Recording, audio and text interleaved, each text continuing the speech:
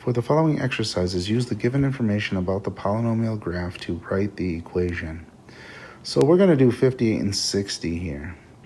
So when we look at 58, it says we're looking for a degree 3 polynomial.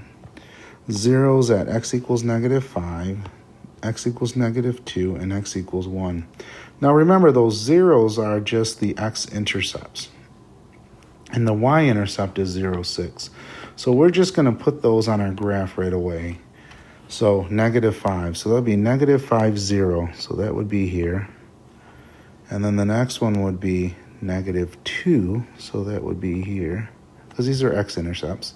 And then 1 would be here. Now the y-intercept is 0, 6. So that would be there. Okay, now that we have all the points on there that it's given us, now they don't say of their multiplicity 2 or anything like that, so we're just going to assume that they're of 1, so it's going to be to the first power with those. Okay, so now we're dealing with this degree 3 scenario. Now we have two possibilities that may or may not work here. So the first thing is I can start from up here and go through. Then if I go through, I would have to go back through again and back down and back up again to include everything. Now keep this in mind here. This is supposed to be a degree 3, and since both my ends are going upward, that would be an even degree, and that's an odd degree. And another problem that I see here is I would have to cross the graph again. Now when they give you a list of the zeros, they're giving those under the assumption that you know that's the only zeros. So I can't have some extra trips across the x-axis when I see those conditions being displayed for me. So that means it can't work coming in from the top there. So now I'm going to try it from the bottom. And we do see that could work. And that would be odd degree because on one side it's going upward and on the other side it's going downward. That has to happen with an odd degree. So what that tells me then, this is the way it's going to work. Now, one thing to consider as we're writing this equation out is, notice this is going downward as I go from left to right eventually. Even though I go up here, I'm not counting the middle part, I'm just talking about end behavior here.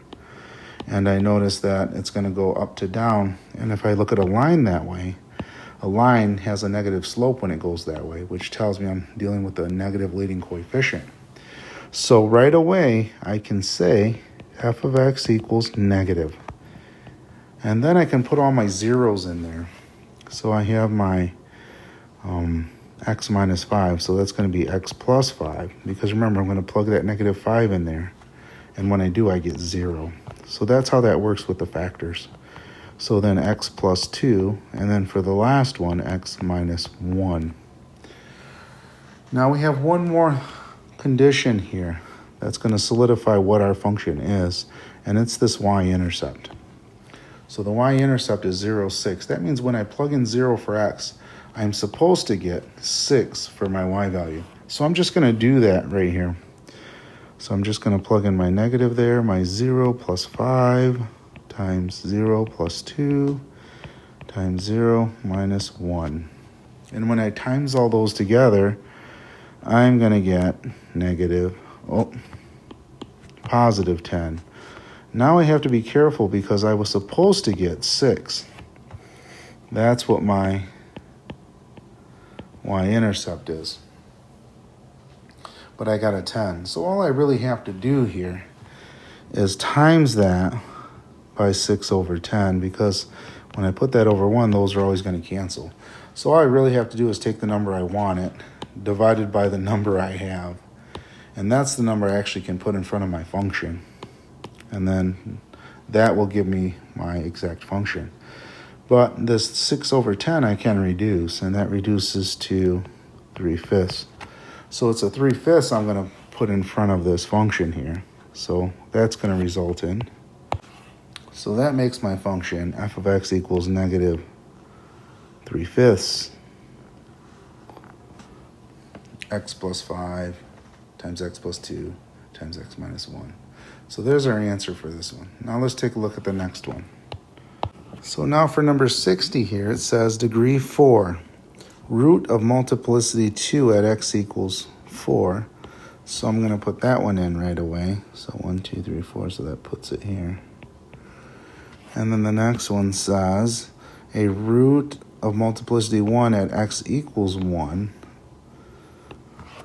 So that's of odd degree, so I'll put that one in. And then the third one is at x equals negative 2. So now I'll put that one in. So that will be here. And then it gives the y-intercept at 0, negative 3. So that would be down here. So now what I want to do is I just want to see our possibilities. Now just keep in mind we can't go through the x-axis again. So here's one possibility. Oops, I would have to go through again to touch that one before I get to the next one because I can't go out of order. I couldn't go to this one and come back to that one because now this is not a function. It doesn't pass the vertical line test. So there's some reasons why we can't do what we can do with functions. So, oh, hang on, maybe we can. I forgot, we're bouncing off on this first one. We're not actually going through because remember what it said here. It said it was multiplicity 2 at x equals 4. So maybe that will work this way. You can bounce off of it. Go back down again, and look at that. It does work just because I'm able to bounce off with that first 0. Now let's try it the other way, and I'm going to use another color for that one. So I'm going to shoot it this way. I can go down. I can go back up. Now this one is where I can't go back through again to get that point down there. And I could be more diligent about it. It could just be just over, but now I'm still creating another 0 there. So that one can't work. So it has to be this one. And if you look at this thing here, I'm going up on both sides, so that means my leading coefficient is going to be positive. And what else can I say here? I have 3 zeros, so let me write this g of x out here.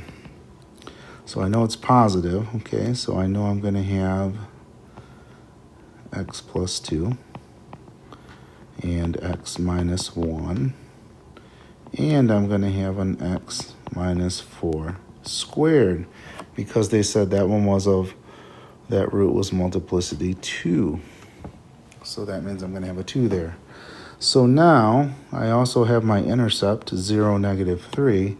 So now when I plug in 0 for x, that's going to be 0 plus 2, 0 minus 1, and then 0 minus 4 squared. So that's going to give me 16 here, times negative 1, negative 16, and then negative 32. So this number was supposed to equal negative 3 because my intercept is 0, negative 3. So when I plug in 0 for x, I should get negative 3 for y. And I didn't, I got 32. So that means I'm going to have to take this number and multiply it by 3 over 32.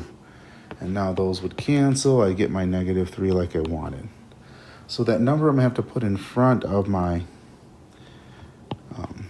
factors there is going to be 3 over 32. So our final answer then is going to be, got to move that over a little.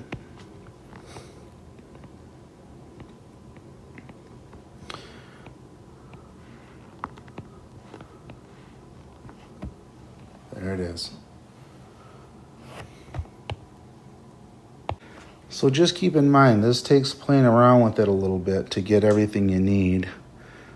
There's no set answer as far as which way I should go all the time. So just kind of be careful with that and take your time with these. Given all that information at one time too, it might be easy to miss something like this here.